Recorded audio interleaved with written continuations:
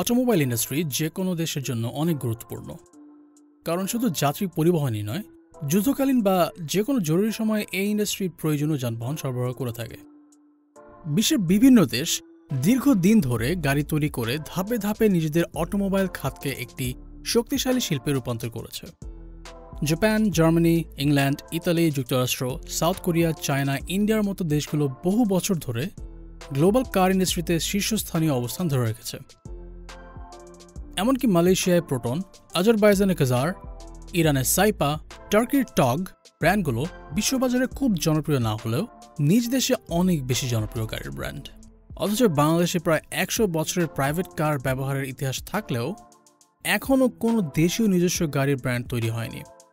বাংলাদেশে একসময় home appliance, consumer electronics বা মোটর বাইক ছিল পুরোপুরি আমদানি নির্ভর, কিন্তু বর্তমানে এসব পণ্য দেশেই উৎপাদিত কিংবা অ্যাসেম্বল হচ্ছে, যার ফলে দেশীয় অনেক ব্র্যান্ড গড়ে উঠেছে গত কয়েক বছরে। অন্যদিকে বাংলাদেশের ইকোনমি গ্রো করার সাথে সাথে কমার্শিয়াল গাড়ির পাশাপাশি পার্সোনাল গাড়ির চাহিদাও আগের চেয়ে বেড়েছে। ফলে একসময় গাড়ি একটি বিলাসিতা থাকলেও বর্তমানে পার্সোনাল গাড়ি একটি নেসেসিটিতে পরিণত হয়েছে। তবে এই গাড়িগুলো ইম্পোর্টেড হওয়ার কারণে দেশের প্রচুর টাকা বাইরে চলে যাচ্ছে। পাশাপাশি বিভিন্ন ইম্পোর্ট ডিউটি, ভ্যাট ও অন্যান্য চার্জ সহ বাংলাদেশে পার্সোনাল গাড়ির মূল দামের 2 থেকে 4 গুণ পর্যন্ত দামে কিনতে হচ্ছে, যে কারণে বাংলাদেশে গাড়ি ভাড়ার ক্ষেত্রে গুনতে হচ্ছে অনেক বেশি টাকা। বর্তমানে বাংলাদেশ তৈরি পোশাক, আইসিটি, কনজিউমার ইলেকট্রনিক্স সহ বিভিন্ন সেক্টরে উল্লেখযোগ্য অগ্রগতি অর্জন করেছে।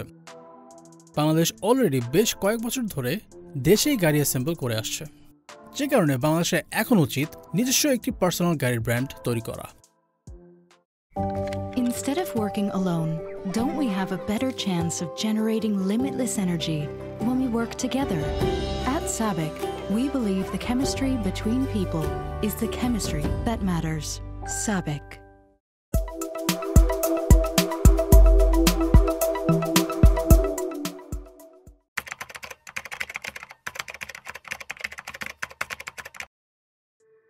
বাংলাদেশে পার্সোনাল গাড়ির সংখ্যায় সবচেয়ে বড় গ্রোথটি আসে 1980 সালে জাপান থেকে রিকন্ডিশন জেডিএম গাড়ি আসতে শুরু করলে। পাশাপাশি গত কয়েক দশকে দেশের মিডল অ্যান্ড অ্যাফিলিয়েট ক্লাসের সংখ্যা বাড়তে থাকলে এবং ব্যাংকগুলোর কার লোন প্রসেস সহজ হওয়ায় বাংলাদেশে ব্যক্তিগত গাড়ি কেনার প্রবণতা আরও বেড়ে যায়। তবে বর্তমানে বাংলাদেশের অটোমোবাইল মার্কেটটি সম্পূর্ণ ইম্পোর্ট নির্ভরশীল। বিআরটিএ তথ্য অনুযায়ী 2011 থেকে 2024 সাল পর্যন্ত দেশে নতুনভাবে রেজিস্ট্রেশন হয়েছে 2,11,979টি পার্সোনাল গাড়ি। সবশেষ 2025 সালের মার্চ মাস পর্যন্ত বাংলাদেশে মোট 4,22,000 বেশি প্যাসেঞ্জার কার রেজিস্টার্ড হয়েছে। এর অর্ধেকের কাছাকাছি গাড়ি রেজিস্টার্ড হয়েছে গত এক দশকে। অন্যদিকে 2025 সালের জানুয়ারি থেকে মার্চ পর্যন্ত 2,875টি নতুন পার্সোনাল গাড়ি রেজিস্ট্রেশন হয়েছে বাংলাদেশে, যা দেশের পার্সোনাল গাড়ির গ্রোয়িং মার্কেটটিকেই ইন্ডিকেট করে। অন্যদিকে বাংলাদেশ ইনভেস্টমেন্ট ডেভেলপমেন্ট অথরিটি বিডার একটি রিপোর্ট থেকে জানা যায় 1966 সাল থেকেই বাংলাদেশে গাড়ি অ্যাসেম্বলি শুরু হয় প্রগতি ইন্ডাস্ট্রিজ লিমিটেডের মাধ্যমে, যারা মূলত মিৎসুবিশি ব্র্যান্ডের গাড়ি বিশেষ করে সরকারি ব্যবহারের পাজেরো এসইভি দেশে অ্যাসেম্বল করে আসছিল। তবে সাধারণ কনজিউমারদের জন্য 2015 সালে পিএইচপি অটোমোবাইলস চট্টগ্রামে প্রোটন ব্র্যান্ডের গাড়ি অ্যাসেম্বল শুরু করে। পরবর্তীতে 2022 সালে হিউন্ডাইয়ের কিছু গাড়ি বাংলাদেশে অ্যাসেম্বলি শুরু করে ফেয়ার টেকনোলজি লিমিটেড। পাশাপাশি বাংলাদেশে বর্তমানে বাণিজ্যিক বাস ও ট্রাকের বডি তৈরির উল্লেখযোগ্য সক্ষমতা তৈরি হয়েছে। চেসিস ও ইঞ্জিন বাদে বাস ও ট্রাকের বডি উৎপাদন এবং অন্যান্য কম্পোনেন্ট অ্যাসেম্বলির প্রায় পুরো প্রসেসই বর্তমানে বাংলাদেশে সম্পন্ন হয়ে থাকে। ডিজাইন বা কমফোর্টের দিক থেকে এগুলি জাপানিজ বা ইন্ডিয়ান বাসের চেয়ে কোনো অংশে পিছিয়ে নেই। বাংলাদেশে ইফাদ অটোস এবং আফতাব অটোমোবাইলসের মতো কোম্পানিগুলো কমার্শিয়াল ভেহিকেল অ্যাসেম্বলে উল্লেখযোগ্য ভূমিকা রাখছে। ইফাদ অটোস মূলত আশোক লেইল্যান্ডের কমার্শিয়াল ভেহিকেল অ্যাসেম্বল করে, যাদের বার্ষিক অ্যাসেম্বল করার ক্ষমতা প্রায় 1,000 ইউনিট।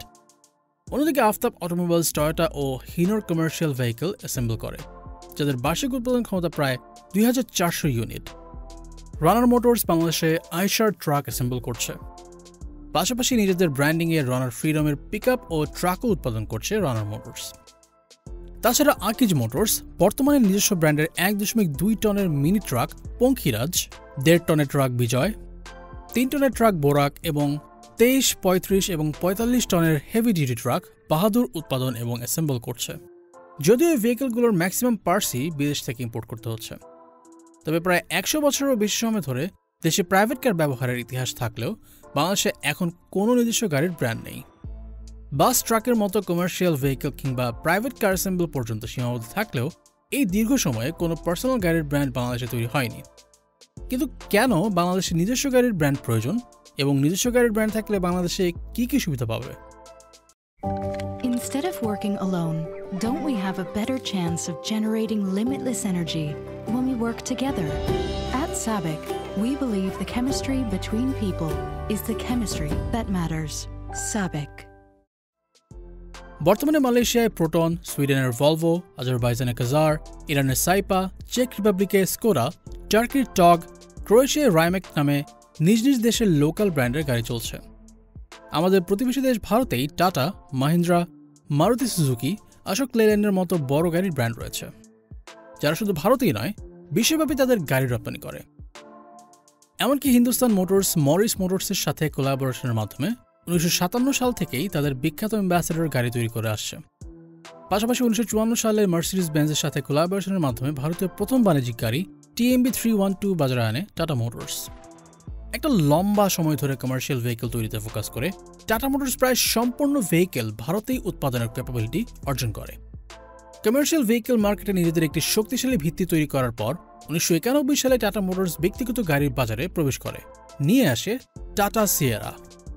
এরপরে তারা একে একে টাটা এস্টেট, টাটা সুমো এবং 1998 সালে ভারতের প্রথম সম্পূর্ণ ভারতীয় যাত্রীবাহী গাড়ি টাটা ইন্ডিকা বাজারে নিয়ে আসে। ফোর্ড মোটরসের কাছ থেকে বিলাসবহুল গাড়ির প্রস্তুতকারক জাগুয়ার এবং ল্যান্ড রোভারকে কিনে নেয় টাটা মোটরস। অন্যদিকে 1981 সালে ভারত সরকার এবং জাপানের সুজুকি মোটর কর্পোরেশনের যৌথ উদ্যোগে প্রদর্শিত হয় মারুতি সুজুকি, যেখানে জাপানের সুজুকি ব্র্যান্ডের সাথে কোলাবোরেশনের মাধ্যমে টেকনোলজিক্যাল হেল্প নিয়ে মারুতি ভারতের নিজস্ব প্যাসেঞ্জার ভেহিকল মার্কেটে নিয়ে আসে। তাছাড়া মাহিন্দ্রা অ্যাসেম্বল এবং লাইট কমার্শিয়াল ভেহিকল উৎপাদন শুরু করে বর্তমানে একটি ব্যক্তিগত গাড়ি ব্র্যান্ডে পরিণত হয়েছে। স্করপিও এবং বোলেরোর মতো জনপ্রিয় মডেলের মাধ্যমে মাহিন্দ্রা ভারতীয় বাজারে নিজেদের একটি বিশেষ স্থান করে নিয়েছে। মূলত টাটা, মাহিন্দ্রার মতো ব্র্যান্ডগুলো শুরুতে কমার্শিয়াল ভেহিকল দিয়ে যাত্রা শুরু করে পরে তাদের এক্সপেরিয়েন্স কাজে লাগিয়ে প্যাসেঞ্জার কার সেগমেন্টে প্রবেশ করে। বাংলাদেশে অলরেডি আকিজ এবং রানার নিজেদের ব্র্যান্ডিংয়ে কমার্শিয়াল ভেহিকল বাজারে এনেছে। তাছাড়া চেসিস এবং ইঞ্জিন ছাড়া বাস এবং ট্রাকের প্রতিটি বডি পার্টস উৎপাদন এবং অন্যান্য কম্পোনেন্ট অ্যাসেম্বল হচ্ছে বাংলাদেশে। পাশাপাশি বগুড়া সহ দেশের বেশ কয়েকটি ছোট কিংবা মাঝারি কারখানায় তৈরি হচ্ছে বিভিন্ন বাস, ট্রাকের স্পেয়ার পার্টস। এই ক্ষেত্রে বাংলাদেশের কংগ্লোমেরেটগুলোর এই খাতটিতে বড় ধরনের ইনভেস্টমেন্ট করার মাধ্যমে চেসিস, ইঞ্জিন সহ অন্যান্য কম্পোনেন্টগুলো উৎপাদন শুরু করে, তাহলে দেশেই সম্পূর্ণ বাস এবং ট্রাক উৎপাদন সম্ভব। যেহেতু বাংলাদেশের অলরেডি কমার্শিয়াল ভেহিকলের বডি পার্টস উৎপাদন এবং অ্যাসেম্বল করার অভিজ্ঞতা রয়েছে, পাশাপাশি বিদেশ থেকে প্রয়োজনে ইঞ্জিনিয়ার ও ডিজাইনার হায়ার করে নিয়ে এসে টেকনিক্যাল গ্যাপ পূরণ করা সম্ভব। গত কয়েক দশকে বাংলাদেশ মোটরসাইকেল উৎপাদন উল্লেখযোগ্য অগ্রগতি অর্জন করেছে। ওয়ালটন, রানার সহ একাধিক স্থানীয় কোম্পানি দেশীয় মোটরসাইকেল তৈরির কাজ শুরু করে।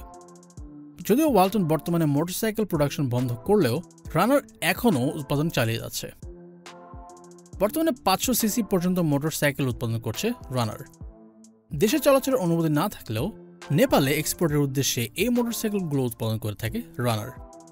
অন্যদিকে Honda, Suzuki, Yamaha, Bajaj, TVS ও হিরোর মতো আন্তর্জাতিক ব্র্যান্ডগুলো বাংলাদেশে তাদের স্থানীয় অ্যাসেম্বলি ফ্যাক্টরি স্থাপন করেছে।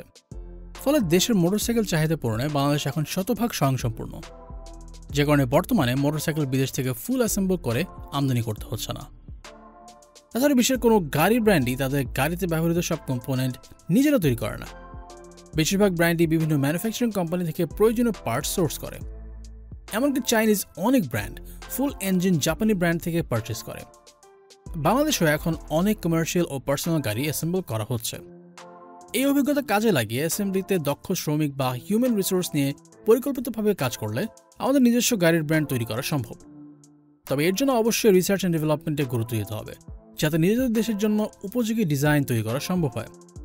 তাছাড়াও বাংলাদেশের automobile servicing and repair sector অনেক উন্নত হয়েছে। লাস্ট কয়েক বছরে সার্ভিস সেন্টারগুলো বিশ্বের যে কোনো লাক্সারি বা স্পোর্টস কারের সার্ভিসিং বা রিপেয়ার করতে পারে। ফলে এই সেক্টরটিতে বাংলাদেশে অনেক অভিজ্ঞ হিউম্যান রিসোর্স আছে। তাই এই সুযোগকে কাজে লাগিয়ে বাংলাদেশের শুরুতে কমার্শিয়াল ভেহিকল সেক্টরের শক্ত ভিত্তি গড়ে তুলতে পারে। ধাপে ধাপে এই কোম্পানিগুলো দেশে পার্সোনাল গাড়ি উৎপাদন করতে পারবে। একসময় গাড়ি উৎপাদন ছিল একটি অত্যন্ত কমপ্লেক্স প্রসেস, তবে প্রযুক্তির অগ্রগতির কারণে এখন অপেক্ষাকৃত কম কমপ্লেক্স সেটআপে ইলেকট্রিক ভেহিকল তৈরি করা সম্ভব। সাশ্রয়ী ও পরিবেশ বান্ধব প্রযুক্তির কারণে বিশ্বজুড়ে এখন ইভিতে শিফট করার প্রবণতা বাড়ছে। বিশ্বের প্রায় সব বড় বড় কার ব্র্যান্ডগুলো ইতিমধ্যে তাদের ইলেকট্রিক ভেহিকল মার্কেটে লঞ্চ করেছে। এর মধ্যে শুধু চায়নাতেই BYD, MG, XPeng, NIO, Li Autoর মতো ব্র্যান্ডের পাশাপাশি বর্তমানে প্রায় 200টি ইভি ম্যানুফ্যাকচারার্স রয়েছে।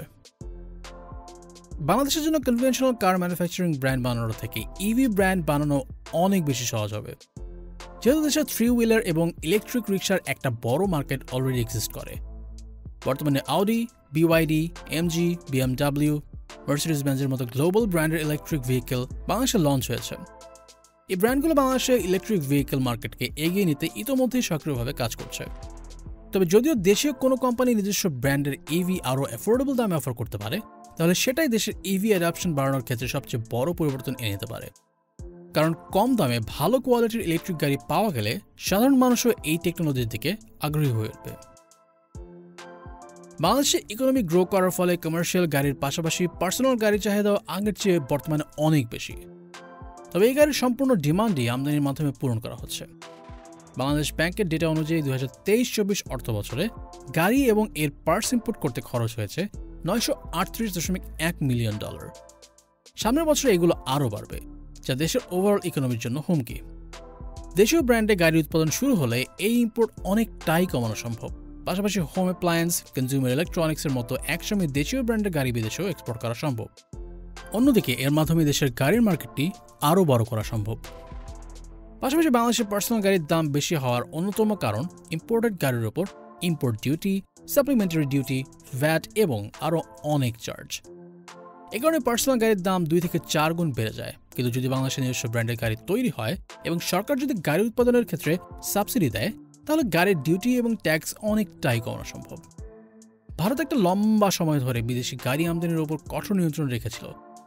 এর মূল কারণ ভারতের দেশীয় কোম্পানিগুলো যেন তাদের ডিজাইন ও প্রযুক্তি উন্নত করার সুযোগ পায়, যার ফলে ভারতীয় ব্র্যান্ডগুলো গাড়ি উৎপাদনে নিজেদের একটি শক্তিশালী ভিত্তি তৈরি করতে সক্ষম হয়। তাই ভারতের তৈরি গাড়ি এখন রপ্তানিতে রয়েছে বিশ্বের বিভিন্ন দেশে।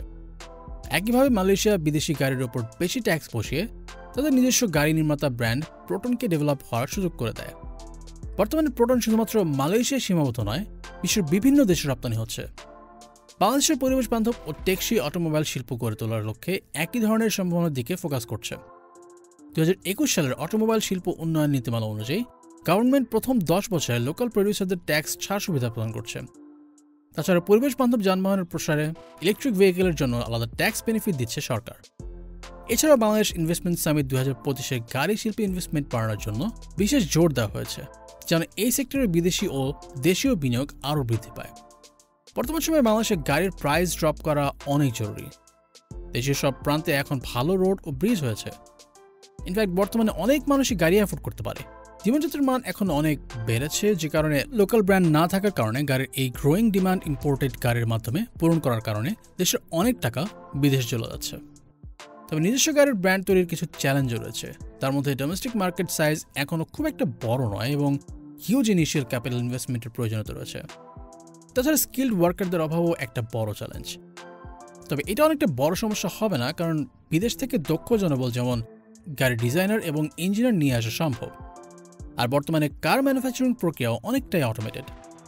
টেকসই উন্নয়নের জন্য গভর্নমেন্ট এবং বিভিন্ন ইনস্টিটিউশন একসাথে কাজ করার মাধ্যমে নিজস্ব গাড়ি ইন্ডাস্ট্রি ডেভেলপ এবং গ্রো করার সম্ভাবনা রয়েছে, যার মাধ্যমে হোম অ্যাপ্লায়েন্স, কনজিউমার ইলেকট্রনিক্স বা মোটর বাইকের পাশাপাশি নিজস্ব ব্র্যান্ডের গাড়িও দেশীয় উৎপাদন ও এক্সপোর্ট করা সম্ভব।